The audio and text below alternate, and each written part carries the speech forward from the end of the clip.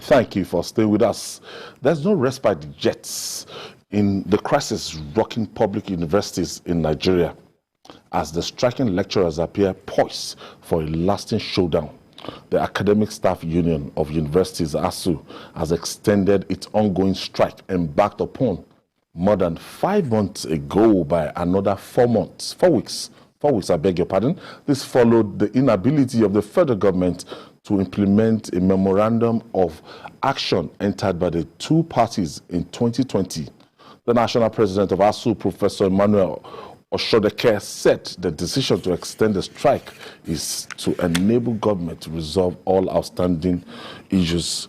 It's like no retreats, for the members of the Academic Staff Union of Universities, and it's not looking good on behalf of the federal government, on the part of federal government, in the sense that after 5 months, adding 4 months, so we can say successfully that this student might lose a calendar year, academic 5 months, 4 months, as in the whole of 2020.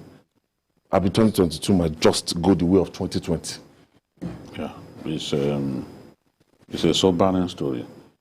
We have to clarify what the president said here the other day, because many people thought the president issued an ultimatum to the Minister of Education, absentee Minister of Education. But the president, the minders have denied that he issued an ultimatum to him to find a solution. And does it make it better, Judy? It's not. Those who understand these issues, in my view, those who understand these issues the most are the vice chancellors of the universities. They know how the universities are run. They know the funding capability of each university.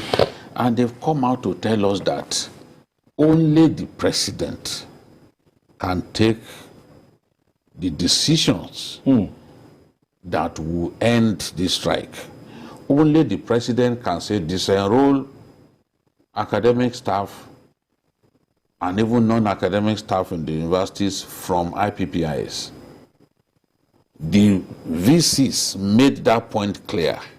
They spoke through the Vice Chancellor of the University of Lagos, Professor Ogundikpe. They said only the president. So, like a will that big power. Is the one who can. This decision is beyond Adamu.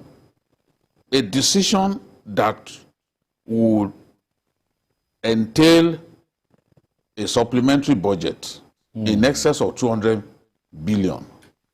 Adamu cannot take it.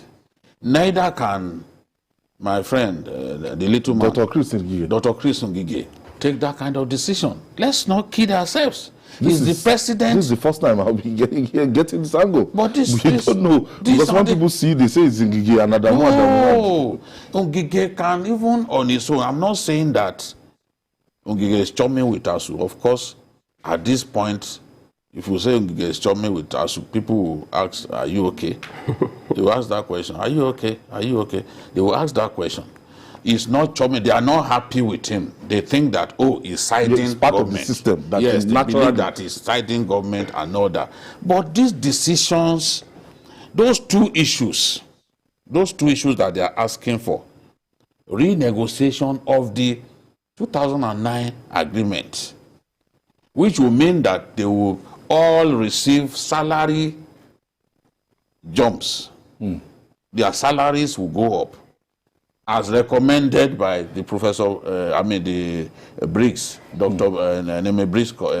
And it might require a supplementary budget. Of course. And Falana has suggested to the president, ask for supplementary budget of 200 billion.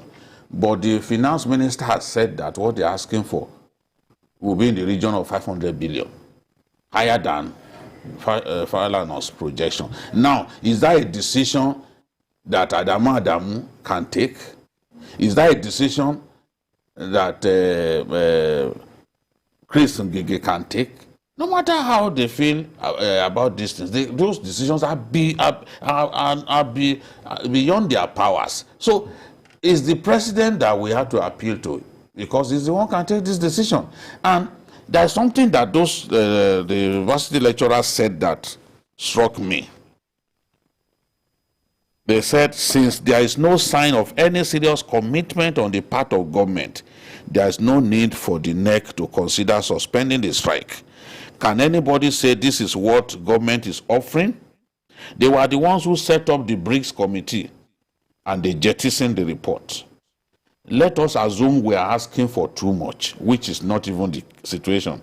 Is it not that the government will come up with his offers and we will deliberate whether to accept or not?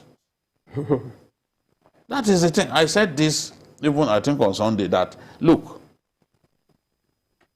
let us, if they're asking for so much that you can't afford, you as Mr. President will just say, gentlemen, I'm your father. This is how far I can go. I can't go up to this point. Everyone in Nigeria who is a patriot knows that we are going through a lot. This is a fact. We are going through a lot. So people will make sacrifices at their different levels. You will make, I will make. That's how you build a nation. But to refuse to negotiate is not something that I see as sensible enough. Paul, some people will say that it's worth it and it's more than expedient for the president to sit down with these people now. Now that the buck stops in the stable, now that his minister might not be able to take these big decisions, that Mr. President should show that he's like hands-on and he has expressed sympathy for this union, a couple of times. So, what do you think? Absolutely. I love the expression you use. It's more than expedient for the president to deal with these issues himself, because it's obvious, it's apparent that it's beyond a decision that these ministers, the Minister of Education and the Minister of Labor, can actually handle. My worry is that the president, in his characteristic go-slow manner, does not appear to be doing anything. What even bothers me is that, while it is true that the president did not give an ultimatum, according to the statement issued by one of his spokesmen, it was said that the minister said they should give him certain number of weeks to come up with something. Now, if we are saying the minister is not his decision to make, what can he do within those weeks? That's number one. Number two, another reason why this strike keeps lingering is the fact that ASU, the government is not also known. ASU does not know, or all of us don't know the government to be committed to agreements. So there has to be concrete evidence that government, even when it comes up with offers, it's going to actually keep to its word. Because this, I just wonder why this has to go on. I mean, it's scandalous. It's a scandal that the universities, a very important subsector of the education sector, is on strike. 6 months, going to 6 months, right? And it's going to extend, linger for another 4 weeks. I think the president has to show that he's a leader. And it says a lot about the importance he attaches to education. For me, I think his manners are very insouciant, it's very flippant about it. He should be able to rise up and show leadership. Today, the fallout of this is that these students, most of them, they will lose the service here. They've already lost several call-ups and everything. And like CKN was saying on Sunday, that the number of years it takes you to go to a private university and the number of years it takes you to actually determine, in a public university, it is not so good that if you want to go for, like, law, to spend 5 years, but if it's this government university, you might end up spending 7 years. But there is nothing we can do. We have to fix the public university system. Only 5% of the population actually go to private universities. 5%? Yes. There was a survey that showed just about 5%.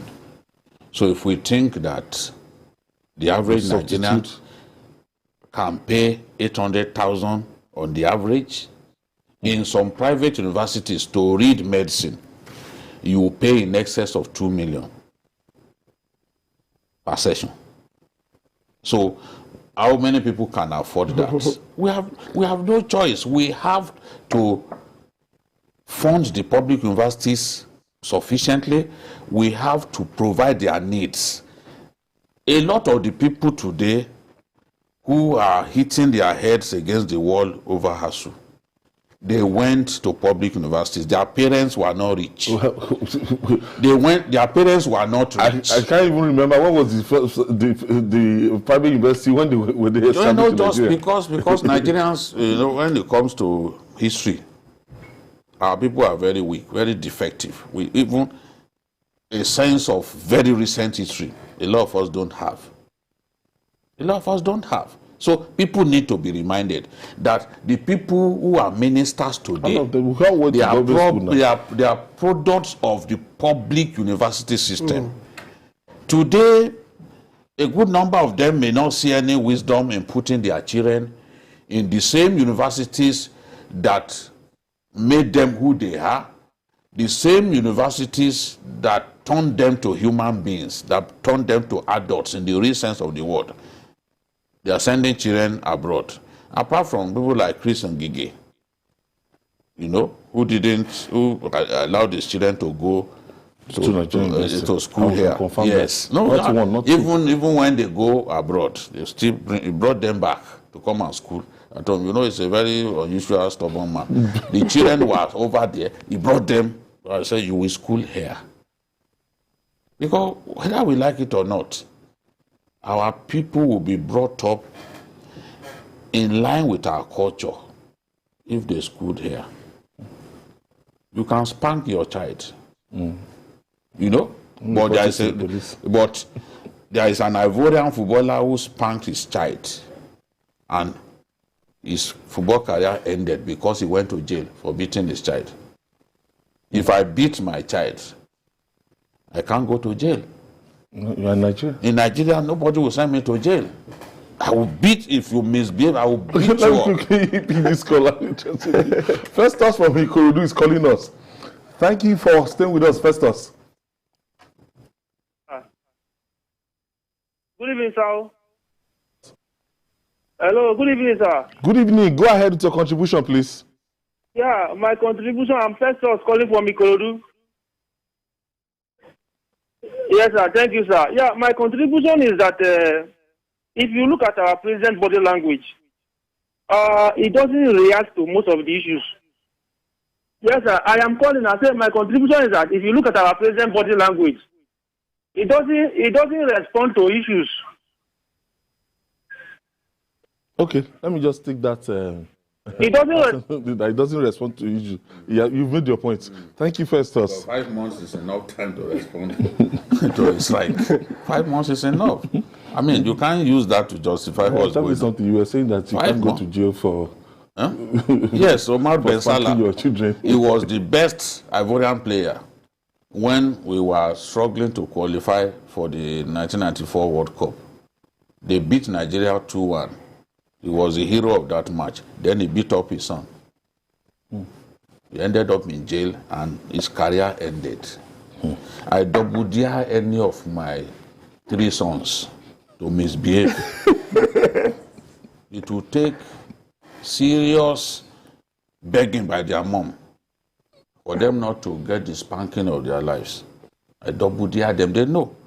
When the father comes up, you have been misbehaving before you step into your house. And it's the way my own father taught me. Once you step in, they know that Same, yeah. the ruler of the house has come. So some of those things that your mom could condone.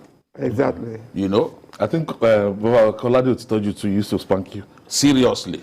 Seriously. The day he marked his 80th birthday, I regaled the audience with stories of how he used to beat me. And at that time, I hated him. But I didn't know that he was bringing me up properly. Today, I'm grateful for the way I was brought up. I'm very, very grateful. I've said it before on this program that to have two teachers as your parents, a child will see that as the ultimate misfortune. Because the mother is beating you, your father is beating you. In those days, parents will send their stubborn children, when they misbehave, to take you to the teacher. You will be trepidating. Children fear teacher more than their parents. You'll be afraid. Now, me, both of my parents, teachers. So where do you, they don't need to take you to anybody. They are the ones who will serve you justice. You know, serious beating. To reset your errant brain, to teach you a lesson. That's the way it should be. So I praise, at least, even if his own colleagues in the school did not allow their children to go school here, even if some of his colleagues, at least you can give him credit for that. At least you can't keep generalizing. If you see anybody that's like. We are actually ruining the public education system if we continue to do this way. Like he said, how many people can afford to send their children to this private schools? The statistic he gave, that 5%. No, it's a fact. These private universities cannot take It's a fact now. Some parents can't pay even jam for. Exactly. The states are still paying WAEC fees. Some can't even send their children to private schools, except the mushroom private schools. Are they the people who will now send them to universities where they will pay 800,000? How many people can afford that in a session? All right. After emergence of candidates from various political parties, it appears all is set for the conduct of the 2023 general election following conclusion of registration of voters. According to the latest statistics released by the Independent National Electoral Commission, the total number of registered voters in Nigeria has risen from 84 million to 96.2 million. INEC said 12.2 million voters registered in the continuous voter registration that ended on Sunday.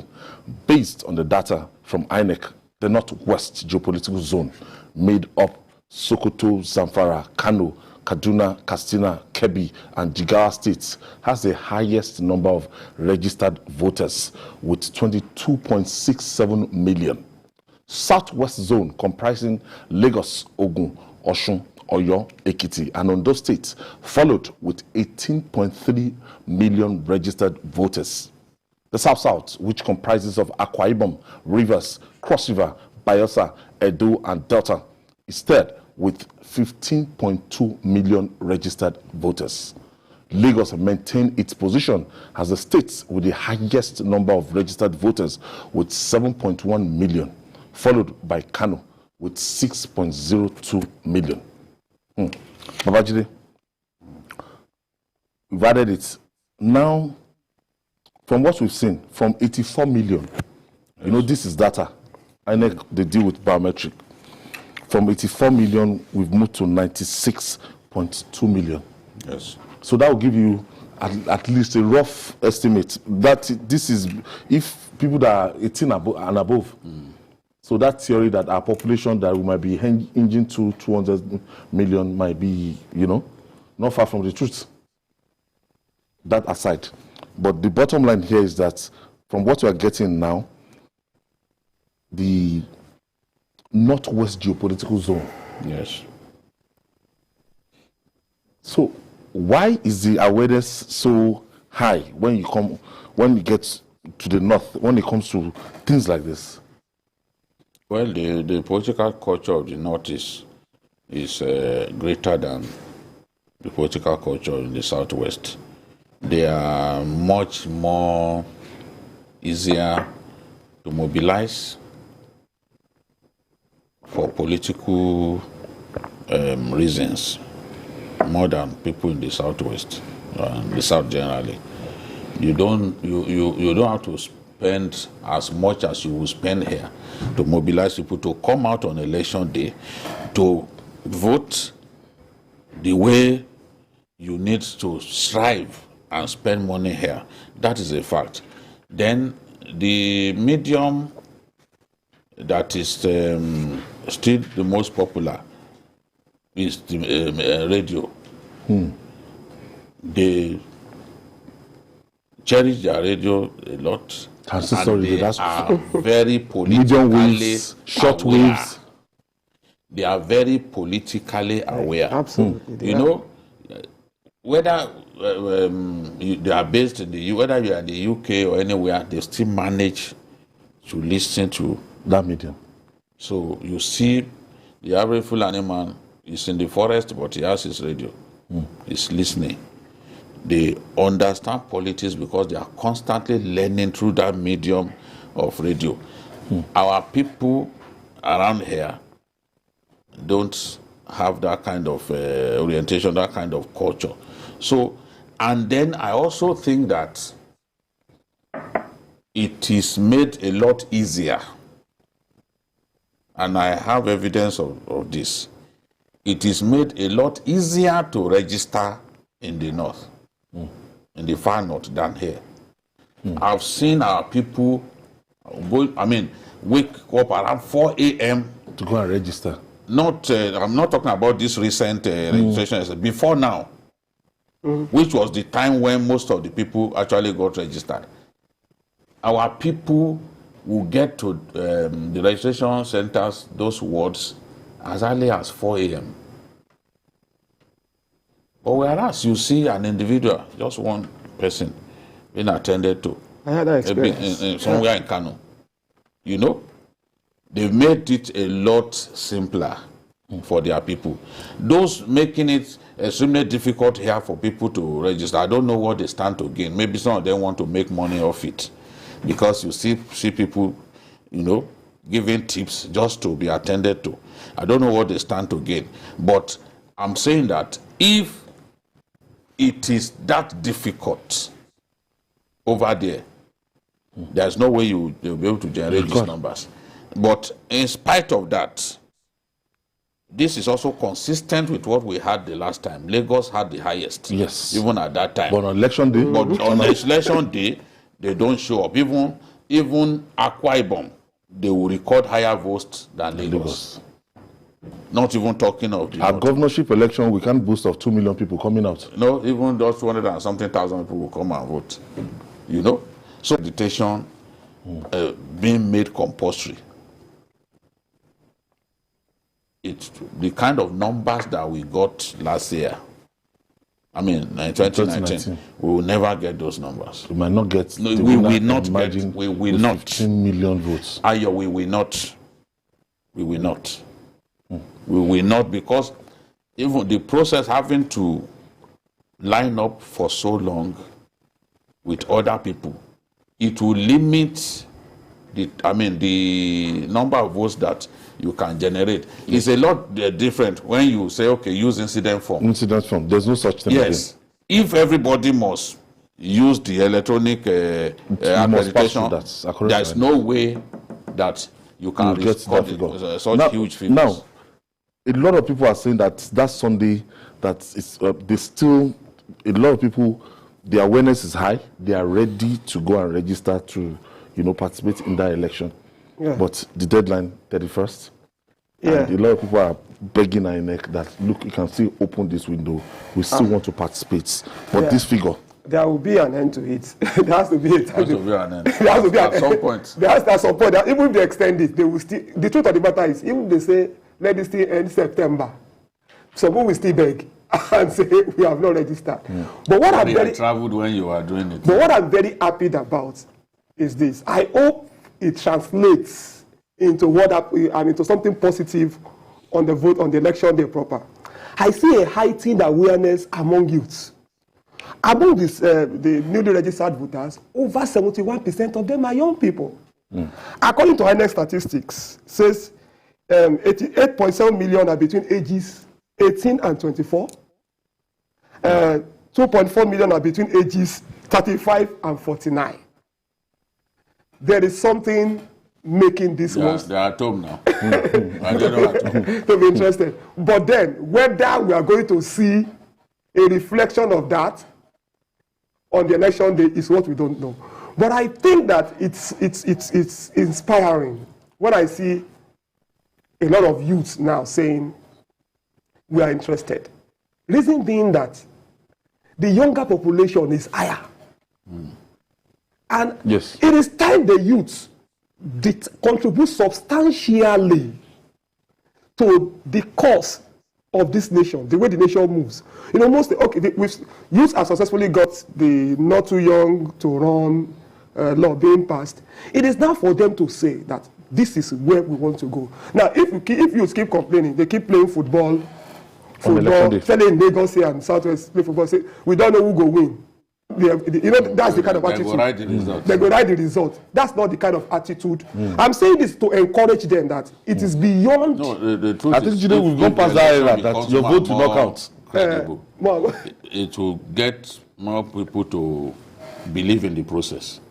And the more they believe in the process, the more these young people who are apathetic to these issues, the more they come out. Because for so long, people believe that they will simply write the figures. They will write the figures. No matter what effort, they will write the figures. It's not their fault. But now that we are seeing, you know, it encourages them to know that, okay, at this polling center, this was the result, and it's uploaded onto the INEC server, and is this still the same result? And people can monitor. People can monitor. Let's quickly take this break. When we come back, we'll talk more. It's still Journalist Hangout. We'll be right back. Please stay with us.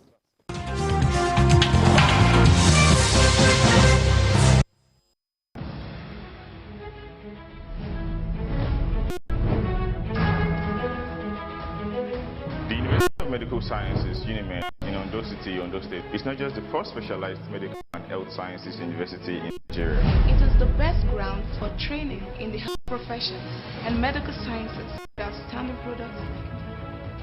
I had to enroll in another institution before coming to UNIMED, and I can tell you, in terms of facility, affordable cost, uninterrupted academic calendar, University of Medical Sciences blew my mind.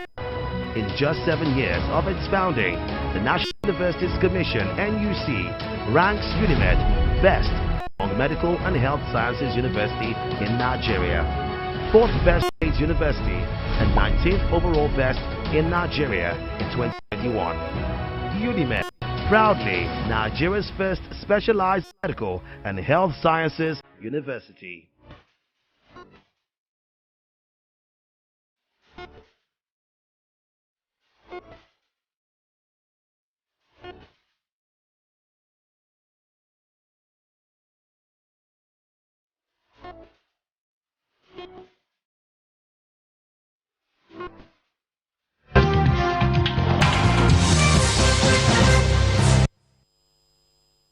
Thank you for staying with us. This is Journalist Hangout, and we are still looking at the 2023 election statistics ahead of the election. And Jide? So, as we were saying, the fact INEC's constant innovations, Yes. and adoption of technology is making our elections more credible, more believable. From the polling units now. You can start tracking. You can actually stand for the fidelity of some of our elections now. It's the most recent ones. You can't tamper with it frontally the way it is today. And INEC has been privileged to use the off-season elections to trial some of those innovations so that they can see how it will work before the main general election. So they can see now that, look, this Beavers thing, yes, it's not perfect. There's no system that is perfect, but it works and it delivers credible election. Election that you and I can proudly say, yes, this was the way we voted. Exactly. You can imagine those boys in Osun saying, send result here. I'm a final spot. Yes, that if you are saying that you don't have... Send it to the... We will give you hotspot if you are saying you don't have network on your phone. You know, I pray and hope that across our country we can do that. during the general election. Yeah, that they won't You be can equal. see when we say young people are registered a lot more this time. People who had never voted before in their lives, a good number of them registered this time. There are different reasons. Some of them want to use their vote to make change happen. Yeah. You know, they are not happy with what's going on. You can imagine those kids who are at home, those students, they are at home. You think that even if some of them didn't want to vote before, they won't be Yes, that's encouraged. another word for it now. Go They are and get very your angry PVC. now. Get your You just PVC. tell The them, get youth your are PVC. hungry. That is another way So to now the hungry. youth think that, look, Express enough ourselves. is enough, that Exactly. they must register and vote, be a part of the decision makers, those who determine who becomes president or governor in our country. So I'm not surprised that the figure is impressive for these young people. Whether they can sustain that momentum and take it up right up to the general election, because it's still a long time. Some of the debates that we are seeing on social media, hopefully it will continue right up to the time of the election, so that awareness will remain and the zeal to go and take part in the electoral process will We be don't there. just want to see voter intimidation. We don't want to see security men being complicit in intimidating voters. We don't want to see vote buying, because that's another problem. Okay. You will see. So this it's quite interesting. Fresh registrants, that's 10,487,972. Completed registration. This is a different ball game. Now 12 million. PWSD, that's people with disabilities. Disabilities. Yeah, 87,000. This is quite impressive. Yes, because the innovations Yes. are also factoring them Yes, into the yes, equation, yes. so they will be happy. And for youths, 8 million youths that for this Young exercise, 8.7 million youths thereabout. So in all, we have 96.2 million people will determine who becomes the president of the Federal Republic of Nigeria So you come see February. You see fresh registrants. These fresh Very registrants, some of dangerous. them may be old people who in the past didn't give a hoot Passive. Exactly. about Yes. Now, when with the youth, that's about 18 million out of the 22 Yeah. million. 18 million. And this 18 million would be people who want a change. A lot of them. Whether they will show up on election day, no That's one- another thing we need to follow up. Yes, because we've seen I think some Because the theory behind the goals is still- I think many will show up. I think many of them will show up, because if you follow the social media conversation, see, That's a lot of those people on social media, they don't come out. because I have They don't seen have their people PVC. even on the streets that say young people that want to vote. You understand? I think this has gone beyond social media. That's the way I personally say it. I had Peter Obi. No, I think he's the running mate. Saying that this next election, the social media will speak. You see, people twist things that public people say. When Atiku said a good number of their people in the north do not have anything to do with social media, he was saying the truth. He didn't say it to denigrate his own people, but that is the truth. There was a time when Goodluck Jonathan wanted to initiate e-registration of PDP members. People like Governor Sule Lamido at that time said, no way. You can't do e-registration of PDP members because a good number of our people are not literate. They cannot go through it. Don't have access to the social media. So Just they had to stop it. reality, They had to stop it. Now, those categories of people too, they are not on social media. They have no time. You stated, But you will see them. They will come out. no, and you vote. stated earlier the most effective way they reach their people. You know, No, they are Voice more of current. America, They are Voice more of current than people who are just social now, media. BBC, Hausa, the Dutch Weiler, that's their own medium. Transistor radio. Ayo, there are medium many waves. stories that happen in our country that those foreign media carry. Yes. That our newspapers, our TV stations, they don't carry. That's So why they are this is why those young people. I have Lawan.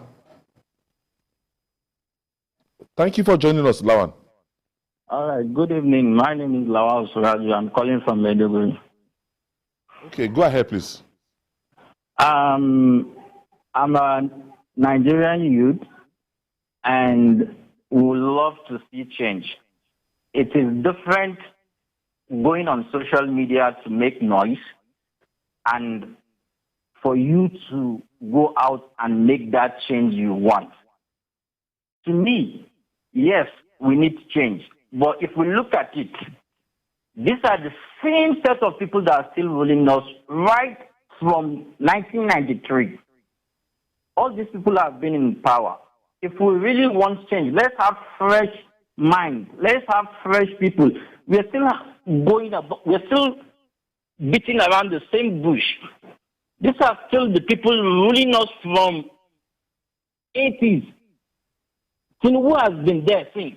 Atiku has been there since. Lawan, we are not discussing about people that are contesting or the candidates now. We are looking at the figures, statistics across the country. It's not our business to look at the candidates yet. So react to this figure that INEC has just released. It's the parties that threw up those people. There's nothing we can do about it. We will have loved younger people, but since the parties, the parties determine who becomes candidate. The parties brought forward older people. We cannot then get a machete and start saying, no, you must and young people who want a change, let them go to the ballot. It's not about abusing people on social media, abusing people who have political difference with them. This is something that it is on social media that you will see somebody has a million followers, and he will go and do election and get only 10 votes. Why do you insult people over their choice? I keep telling them, stop this nonsense. So it's getting more interesting. I have it zone by zone now. And see, Northwest. Today I want us to talk about some states in this Northwest. The Kaduna, Katsina, and Kano. Yes. Those states... for elections. See, even if for any reason, any of these southern geopolitical zones trumps the Northwest, on election day, the Northwest will record the greater number of votes. The turnout, it's always been like that. That's my concern. The key, yes, it's not collecting the PVC. Mobilizing people to come out on election day is the key. People can register, but a lot of them on their election day, they will be sleeping. They will get lazy on election day, they won't come out to vote. So, but with the superior political culture of the North, you will see the kind of votes that will come from Borno State. Just watch. And a lot of people will question it. They say, they're at war. They're in IDP camp. The governor has said we have started house to house mobilization, sensitization of our people. INEC has not flagged off campaigns officially. But they are already talking to their people. They are going into houses and telling them why they need to. At the end of the day, it will make the difference. And a lot of them are still in IDP camps. So with them still in IDP camps, it's easy to say, look, this is the direction. If you see some of the results that came from IDP camp in 2015, you will ask yourself, what did Jonathan do? The kind of votes that came. You can imagine when several thousands, you just see one for the other party. So because they are all localized in the same area, it's easier to talk to them, it's easier to mobilize them, to say, look, this is what we want. This is so there are still many people in the IDP camps in Borno State. The last two elections were largely conducted inside the IDP camps. whether you are talking of Borno Central or Borno South, you know, or Borno North, IDP camps. The IDP camp in Monguno hosted election for Borno North. People from other communities, that was where they voted. Now, you can see that it's going to be easier to, especially for people in government, to simply walk in. They are the ones who serve them food. They say, look, this is our choice. So, you understand? That's what I'm saying. Watch out for the votes that you see from Borno State. No, you can't undermine the KKK states in the Northwest and Borno. Honestly, it is the South that undermines itself. Apart from the fact that we don't even have the numbers that they have. People sit down at home. I just hope there's going to be, like I said again, I hope there's going to be a change. We will see how it goes. But you can't beat those states. You can't beat Kano. You can never beat Kano. I remember when Katsina. Yeah. Katsina, Kano, Kaduna. You can't beat them. You can't beat Katsina. Oh, even if we leave Kano, you can't beat Katsina. You can't beat. No, it's the fact. You may not like it, but And the fact truth is is, fact. see, I've seen elections in the North. Let's face it, you go to some towns in the North, densely populated, houses built so close to one another. Yeah. When we went to interview Bashir Tofa in 1993, we then decided to visit his village. Man, when my colleague, Ike Okonta, saw Tofa, he said, wow, people plenty here.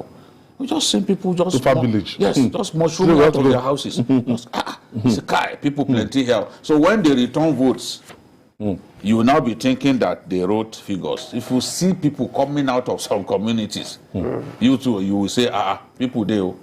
That's the thing. All right, and finally, Nigerians are on edge regarding insecurity that is becoming more rampant across the country. Scores of passengers were abducted by kidnappers suspected to be herdsmen who blocked the Enugu-Port Harcourt highway. The gunmen, numbering about 30, abducted the entire occupants of the 3 buses. The heavily armed bandits also attacked a team of soldiers deployed to the scene and set the military van on fire. Before moving the victims into the bush, meanwhile, soldiers of the Guard Brigade of the Nigerian Army have continued to raid forests in the Federal Capital Territory, FCT, Niger, Kogi, and Kaduna states in search of terrorists, bandits, and kidnappers. The operation yielded positive results with the arrest of several terrorists, destruction of their camps, and recovery of arms, weapons, and other logistics. The first phase of this script, Babajide, that's in Enugu-Port Harcourt highways, that gunmen numbering to 30 abducted the entire occupant of 3 buses and the heavily armed bandits attacking a team of soldiers deployed to the scene. No, it's not new. Even the East-West Road, some parts of the East-West Road are very dangerous.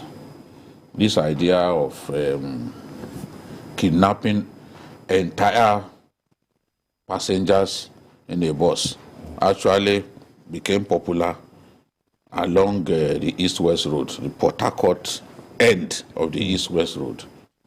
You just see, in fact, there's a portion on that highway that is notorious for that. They will just direct them into the bush. Before it became common in the Northwest, it was already commonplace along the East-West Road for a commuter bus filled with people to be hijacked by bandits who would then lead them into the bush and begin to extort money. You know, they've been doing that for years. But this one must have been so well planned. Enugu-Port Harcourt highway. Then they also attacked soldiers that were coming to help the people and set their vehicles ablaze. Their vehicle ablaze. We have to know that we are dealing with a very, very difficult problem. Banditry is not a northern affair alone. It's not localized to the north or the northwest or north central. It is in every part of our country. This is evidence that we have to buckle up. The security forces have to buckle up because this kind of attack can happen anywhere. So you have to be ready. I'm sure for some time we didn't read about this kind of event along that road. And suddenly they decided to strike there. By tomorrow or next night you start hearing of ransom and all that. Someone has said that the biggest business in our country today is banditry, kidnapping for money. The more successful these guys are at it, the more difficult it is to get them to stop. Any business with a high profit margin, Nigerians will take a life rather than give it up. So this is what now everyone now thinks that, look, this kidnapping thing, they have to, because look, it is easier than armed robbery. It's easier to execute even than armed robbery. So this is what we are seeing. The armed forces have a lot of work to do. I'm happy that they've gone into the forest in the Buhari area, to deal with these boys. But these are things that we should have been doing, like even on a routine basis, not just in response to attack on us. We've got to take the battle to them. We know where they are. Be proactive. And some of these bandits, you want to describe them as ragtag, but what they use, what they deploy in facing our military is always something that baffles me. The ransom they collect, they use to buy rifles. They are well trained, and they are well trained. They are well trained on how to handle the harms. My own problem is that why do we always have to react? The one that was reported now, the one that happened on that road, said a military van came, they opened fire. Why was there no backup? Why did those people go scot-free? Put those, they said they were about 30 in number, and nobody could trace them. Why don't we just have a more serious way of responding to these things? Is this how this country will be? Just recently, my 7-year-old boy was saying something. He said, I want to be president of Nigeria when I grow up. We laughed over it, we were all amused. But then I became sober. I said, by the time you grow up, will there be in Nigeria? We should not use our own hands to just bring down this country. If you don't deal decisively with insecurity, then there may not be Nigeria anymore. I don't pray that happens. So we have talked about having sustained measures against it. Okay, now the Taliban that overran, now we are responding. They are coming from different We are responding now to the attack on the brigade guards. Now, is that the end of the story? Is that the end of the story? Now you deal with them, you rout them, you go to sleep. Many of them will run from those places to other places and continue. They'll come back. So there should be sustained efforts. These are criminals, they must be dealt with, they must be exterminated. Jide, another big problem we have and we're not looking at is we are almost outnumbered in terms of the number of these guys, these bandits, the way they are exploding, the population, they are growing in terms of population, and to the boots we have on ground. Of course. A lot of them are foreigners. They are recruiting foreigners. Go and look at the video that the bandits shot after they kidnapped those FGC Benin Yauri students.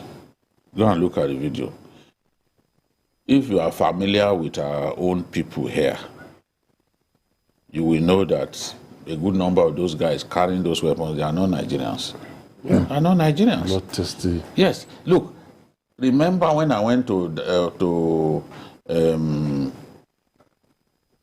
Katsina, the border with Zamfara, to do a story about bandits? Yes. In 2019. The women, there was a woman that they killed the husband. The woman described the people who attacked the community, and he said, look, these are Barai Hilani. And she said their hair was long. You know that those people that their own hair will be very long. They are not Nigerian Fulanis. You can't see them and say this is a Nigerian Fulani with the hair very long like that. The woman described them. They are not. They are not our people. But we are so wide open that all kinds of illegal aliens come into our country.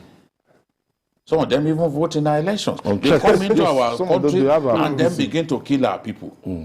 So with the sources that they are recording, somebody told me something I've not found out if it's true.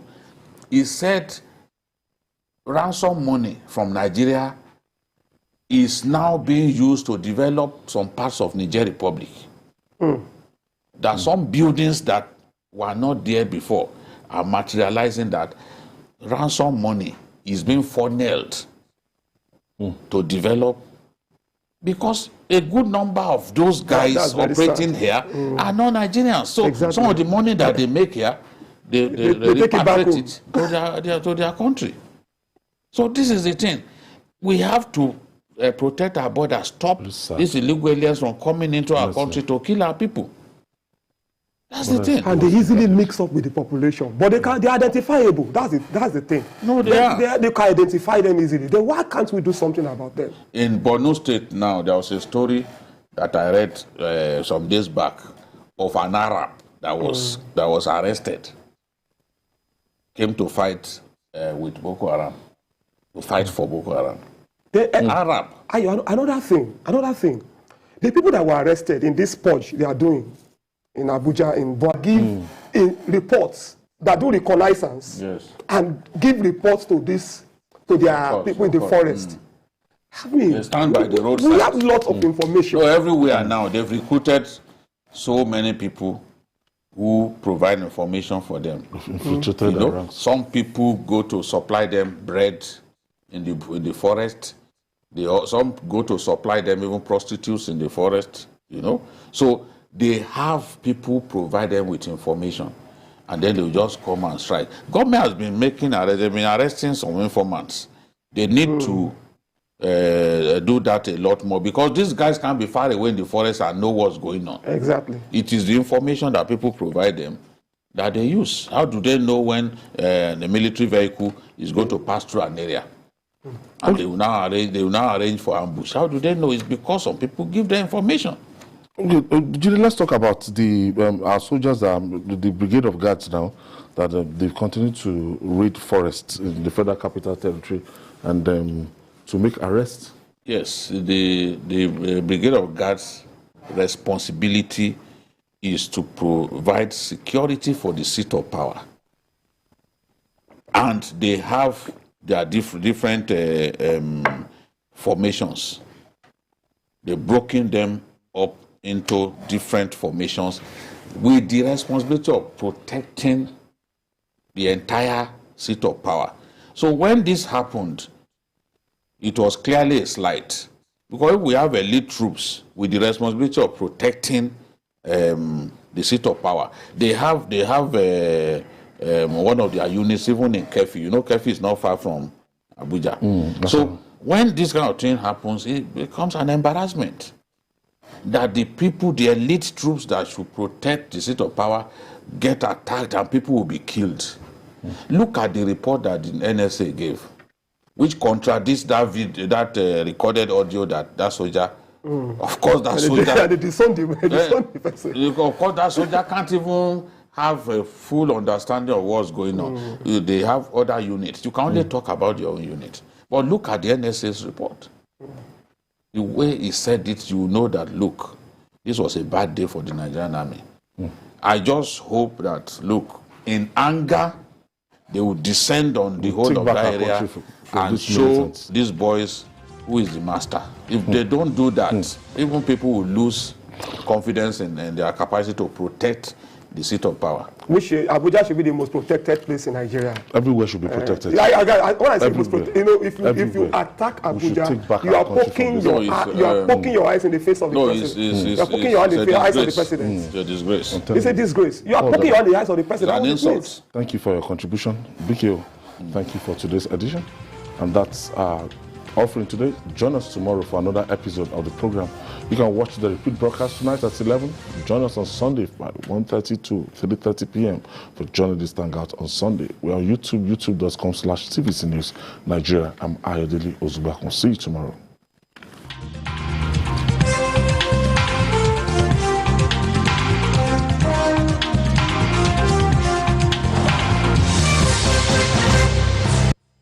The following is a paid presentation by ShopX TV.